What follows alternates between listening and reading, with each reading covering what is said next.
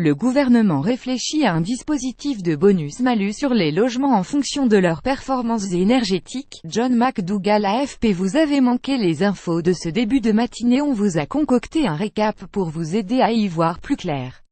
Soyez au RDV contre les violences sexuelles, l'appel de femmes au président Macron après Balance ton porc, un nouveau hashtag contre le harcèlement sexuel a vu le jour sur Twitter.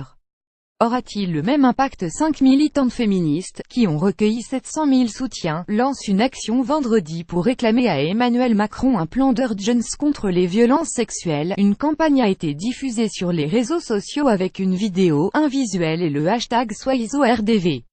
À 11h et à 18h30, des rassemblements auront lieu vendredi à Paris, place de la République.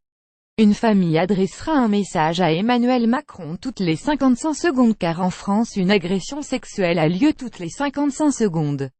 Le président de la République s'exprimera samedi à l'Élysée, devant des associations féministes et autres invités, à l'occasion de la Journée internationale pour l'élimination des violences faites aux femmes. Plus grand que à lire aussi, un conseil d'administration extraordinaire de LCP va être convoqué. Hulot annonce un possible bonus-malus énergétique sur les logements à la veille de la publication de la feuille de route de l'État en matière de rénovation énergétique des bâtiments. Nicolas Hulot a partagé jeudi dans un entretien aux Échos, l'une des pistes envisagées par le gouvernement.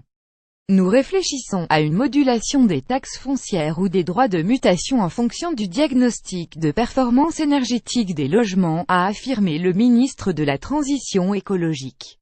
Au chapitre des nouvelles annonces, Nicolas Hulot a évoqué dans l'entretien la rénovation d'ici à 2022 jours un quart du parc des bâtiments publics, des écoles aux mairies en passant par les hôpitaux.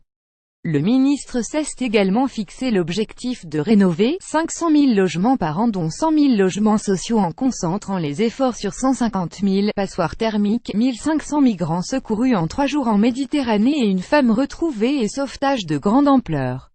Au total, c'est quelques 1500 migrants qui ont été secourus en 3 jours au cours d'une quinzaine d'opérations qui s'est déroulée dans les eaux internationales, au large de la Libye.